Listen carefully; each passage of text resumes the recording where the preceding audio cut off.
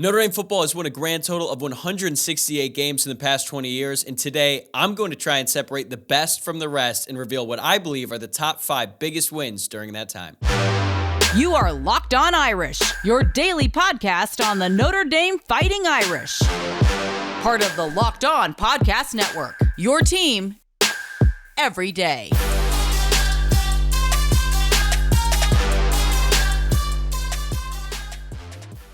What's up and welcome to Locked On Irish. It is Friday, June 2nd, so happy Friday to each of you and thank you for making this your first listen of the day. As always, this show is available on YouTube or wherever you get your podcast, but whether you're watching or listening, please take a moment to subscribe, like the video, rate, review, you know the deal. My name is Tyler Wojciak and I'm the host. I graduated from Notre Dame in 2018 and I've been covering college football as a producer ever since, first for ESPN and now at the Fox Sports headquarters in Los Angeles.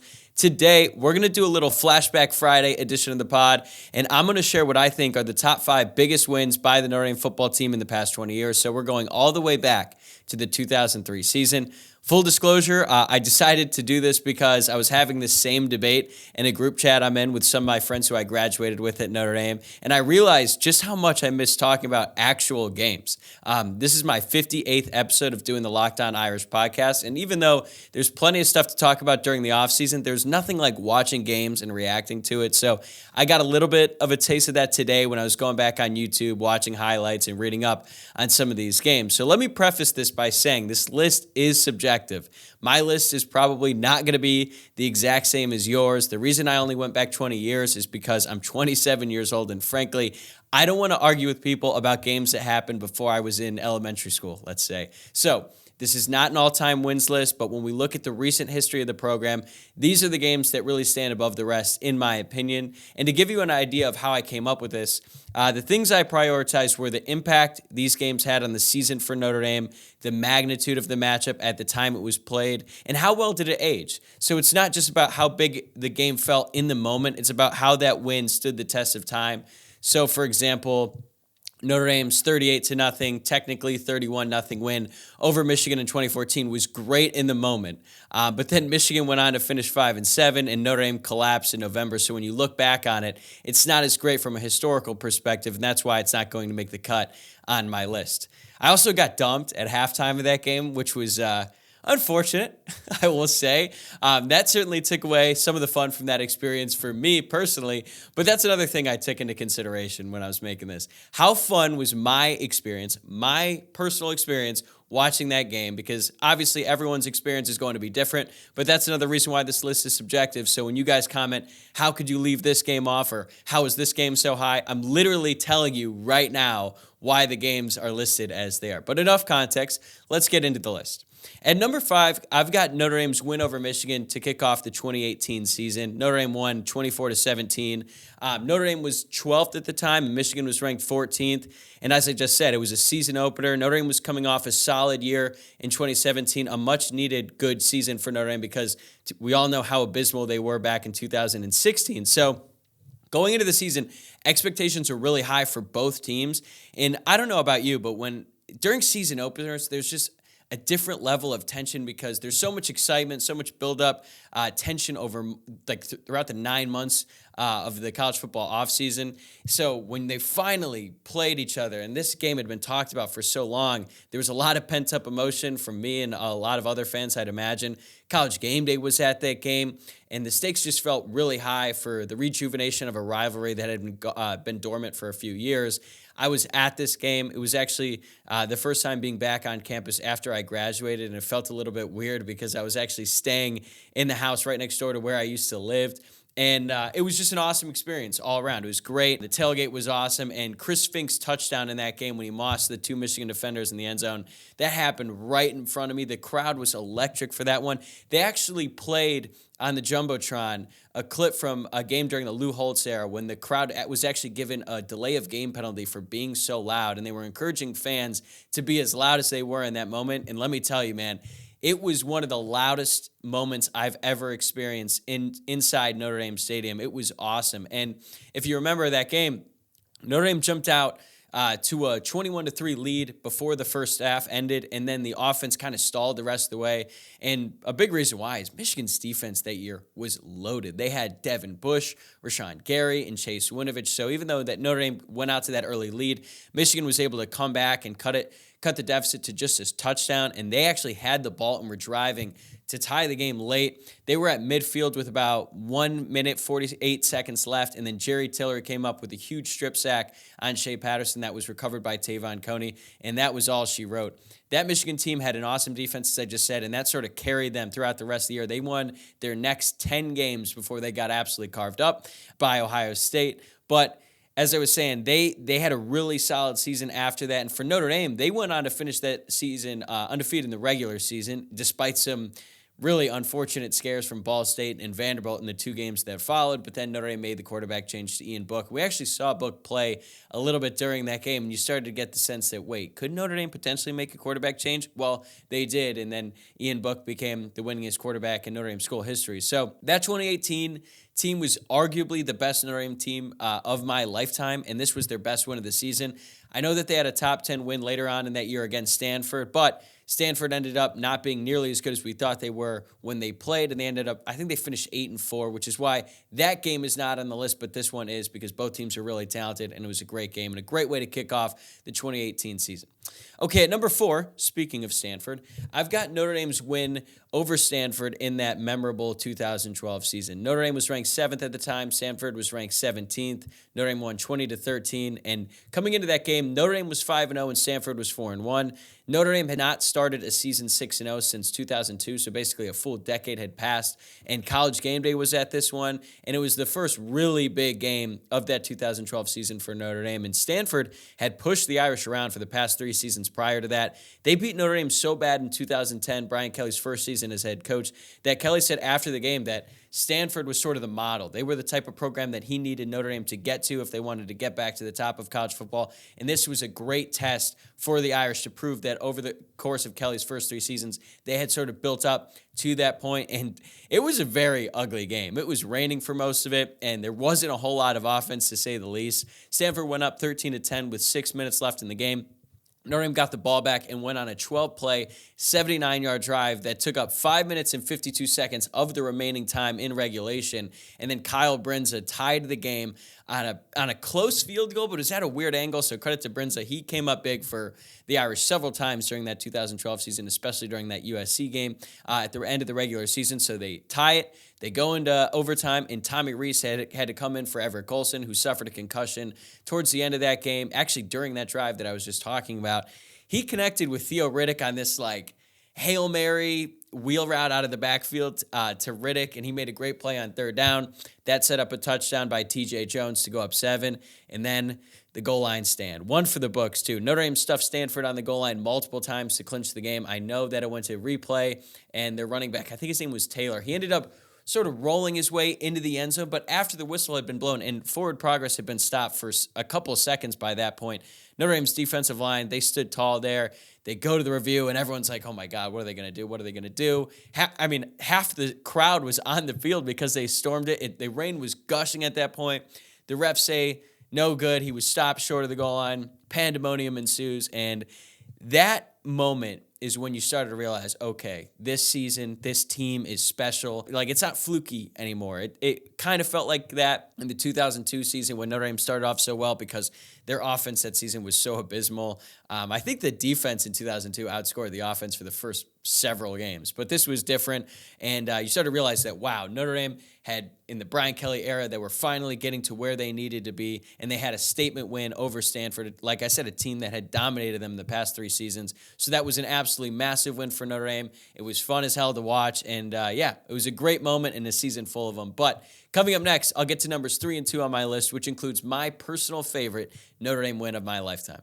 Make a fast break to FanDuel during the NBA playoffs because right now, new customers can get a no-sweat first bet up to $2,500. That's $2,500 back in bonus bets if your first bet doesn't win.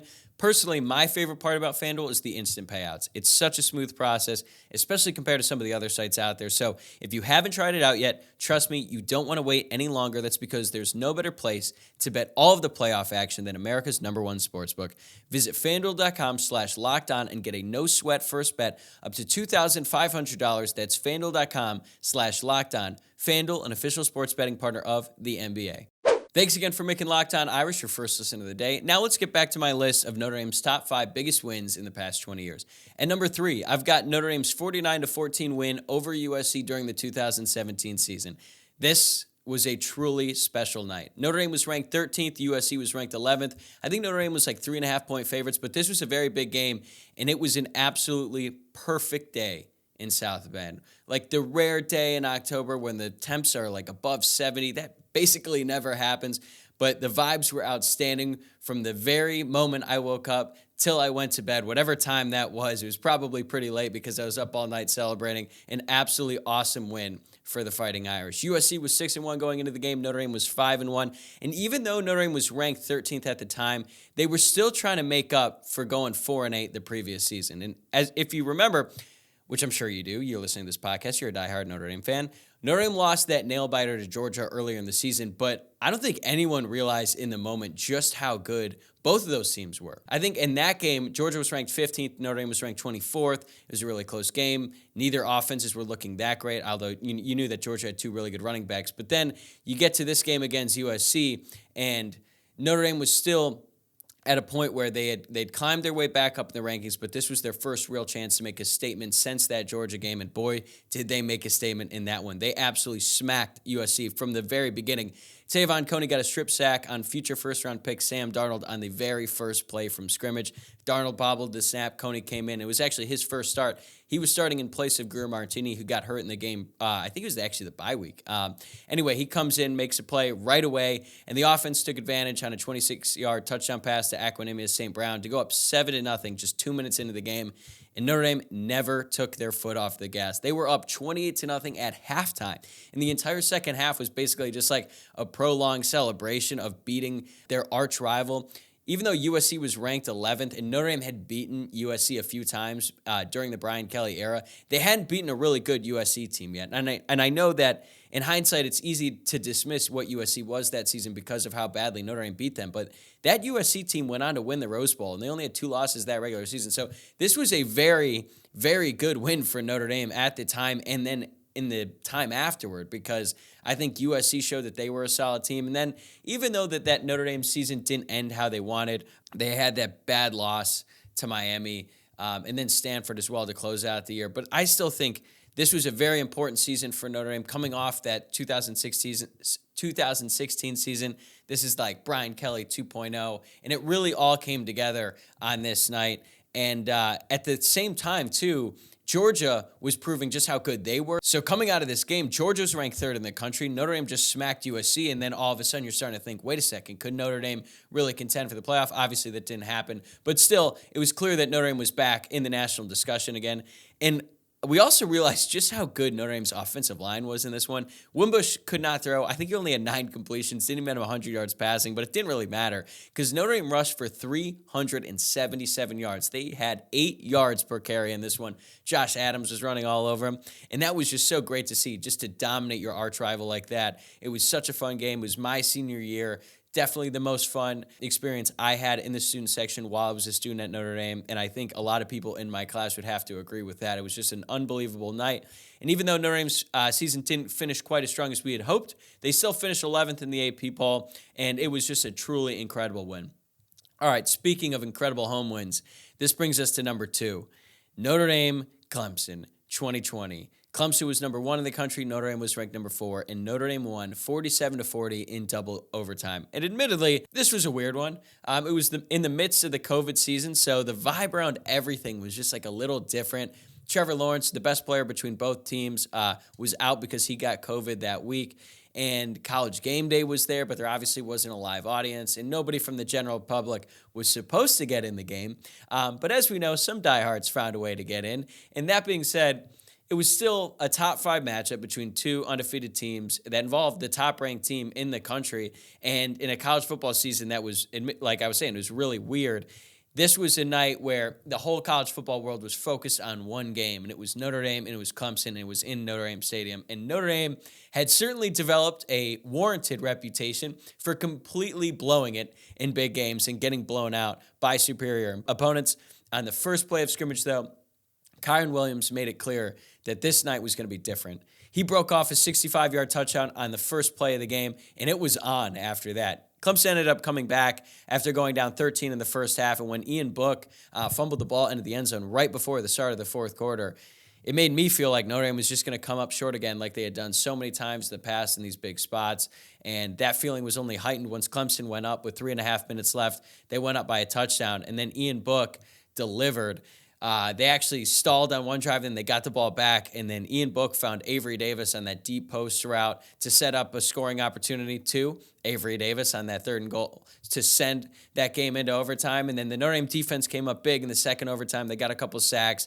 They were all up in DJ Uiagalelei's face on that drive. And even though Trevor Lawrence didn't play in that game, can we all agree that DJ Uiagalelei was playing like a god in that? I think he set the record for most passing yards by an opponent inside Notre Dame Stadium. He was incredible. Now, we obviously learned what happened in the ACC championship game and that Trevor Lawrence does, in fact, make a difference. But still, I don't think it takes away that much from that game because it's really hard to beat any good team twice. And I think that this was such a statement win for Notre Dame because of that reputation that they had developed, getting blown out so often in these games, and they finally came up huge and went toe-to-toe with a truly great team. This was Clemson, I can't say at the peak of their powers because they didn't have Trevor Lawrence, but they were damn close to it, and it was just an unbelievable night. That season, that whole year was void of any happiness for, like, everyone, but on one night, you could kind of forget about all of that and just truly enjoy what was, in my opinion, maybe the most exhilarating game I've ever experienced, the highs and the lows of that game. There were so many times where I thought Notre Dame was done, and then they'd come back, and then credit to Clemson, they kept swinging too, and it was just like a heavyweight fight that went down to the wire, and Notre Dame came out on top. Both teams ended up in the college football playoffs, so these were two very talented teams, and they both ended up losing in their semifinal games, but it was clear that they were of the four best teams in the country. And unfortunately for Notre Dame that season, they ran into Alabama, who ended up being one of the best teams of my generation for sure. So I look back on this game with plenty of fond memories. I don't care what happened in the ACC championship game. This was a special night, and beating the number one ranked team in the country at home is worthy of celebration, and that is why it is number 2 on my list. All that being said, it's still not the best win Notre Dame has had in the past 20 years. That is coming up after this. All right, at number 1 on my list of Notre Dame's biggest wins in the past 20 years, I think you know where I'm going with this one. 2012, Notre Dame, Oklahoma, in Norman, the 5th-ranked Fighting Irish beat the Sooners 30-13, and that was an unbelievable night to be a part of the Notre Dame fan base. Notre Dame was off to a 7-0 start, but they were actually 10-point underdogs on the road against 5-1 Oklahoma. A lot of people in the media still doubted Notre Dame at that point because they had a bunch of close calls, and Oklahoma was practically unbeatable at home under Bob Stoops. They had a 79-4 record in Norman under Bob Stoops going into that game. So Notre Dame was big underdogs. I think everyone thought that Oklahoma would just sort of make a statement and beat Notre Dame, and they sort of discredited a lot of what Notre Dame had done up to that point. But then Notre Dame came out, and they made a statement early. Everett Golson was playing after he missed the game against BYU after he was recovering from the concussion that he suffered against Stanford. And Sierra Wood broke up the scoring. He had a huge touchdown run early in the game. But then, to be honest, there really wasn't a ton of action for the first 3 quarters. And then in the fourth quarter, everything changed and all hell broke loose, really. Oklahoma tied the game at 13 with 9 minutes left to go, and they had all of the momentum. But then Everett Golson found a true freshman, Chris Brown, on a deep post that set up the go-ahead touchdown, and Notre Dame never looked back. They scored 17 unanswered points to win the game, 30-13. You know, Brent Musburger had the famous line, Notre Dame is relevant once again. Manti Te'o clinched the game with an interception. He was everywhere in this game and all season long. Like, it was just a storybook season up until they got to Miami, but I still don't think that the loss in the national championship takes away from this game because it was really, as good as that win against Stanford was as a statement like, okay, Notre Dame is here, they're going to be competitive. This was when it became possible, like, okay, Notre Dame could actually make the national championship now because even when they beat Stanford, you knew this game was coming. You knew that Notre Dame was going to have to go into Norman and beat Oklahoma, which is going to be a really difficult task. And then they did it, and I don't want to say dominant fashion because it wasn't dominant from the beginning to the end, but in the fourth quarter, they imposed their will on Oklahoma and won that game decisively. They won by 17 points. And I think that night sort of erased any doubt that a lot of the, regular Notre Dame haters would have about this team. I think they all had to realize that, wow, Notre Dame is actually, not only are they good, they're going to be fighting for a spot in the national championship here in the coming weeks, and that's exactly what they did. They ended up going to the national championship. They finished the regular season undefeated, 12-0, and even though they got smoked in the national title game, that regular season was so special and one that I look back on so fondly because Notre Dame just hadn't been anywhere close to that in a really long time, and this win has sort of stood the test of time. You look back on it, it's still kind of incredible that they won in the fashion that they did. I remember that night I was in high school, and there was a big party that someone from my high school was having, and I skipped out on it to watch the game at home, and I'm so glad I did watch it with my family. And it was just an awesome moment. Like, I remember hearing about all these times that Notre Dame would play in games like this, and they dominate from my dad and my uncle and my grandpa, and basically, it was all the glory days, and I had never really experienced anything like that for myself, and then that night, it changed, and I got to take that in, and it was a truly awesome game. I think it's the best win of the Brian Kelly era on the road. Doing it the way they did it was just truly incredible, and even though, like I keep saying, the season ended poorly, there were so many great highs along the way, and this was the highest of them all, so that's my list. Now, some honorable mentions, and I'm sure I'm going to catch some flack for this one. I did not include the win against Clemson last season in 2022. Personally, I just feel like the stakes were not as high in this one because Notre Dame already had 3 losses going into that. They weren't even ranked at the time. And even though Clemson was a top 5 team during the time of that game, they were clearly not a top 5 team in the country. It was still a very important win for Marcus Freeman, and I don't want to take away from the win. But if we're looking at the past 20 seasons and all the wins Notre Dame has had, I don't think this is in the top 5. It was a great night, a very cool moment, but Clemson ended up losing to South Carolina a couple weeks after that. They got dominated by Tennessee without their starting quarterback in the Orange Bowl. So Clemson was more like a top 15 team, and it was the best moment by far from last season, but I don't think it should be in this top 5. Another good one, the win against Michigan in 2005. Top 5 win on the road against a rival is obviously awesome. Put Notre Dame on the map under Charlie Weiss. But then Notre Dame lost inexplicably to Michigan State the very next week, and personally, I can't separate those two events. Like, that's one incredible high that was followed up with an awful low literally the week after that. So that's why that one's not in. I think a sleeper is that 2018 game against Virginia Tech. It was a really fun night, capped off by Dexter Williams' 98-yard touchdown run. Notre Dame had prepared for that game really all offseason long. They had been circling that one on the calendar because of what happened in Miami the year before when Notre Dame looked shell-shocked in a hostile environment and they got smacked in a huge game. And there were some pretty high expectations for what Virginia Tech could do that season. But then I think that night it showed that Virginia Tech's football team was a little bit overrated, as was their perceived home field advantage.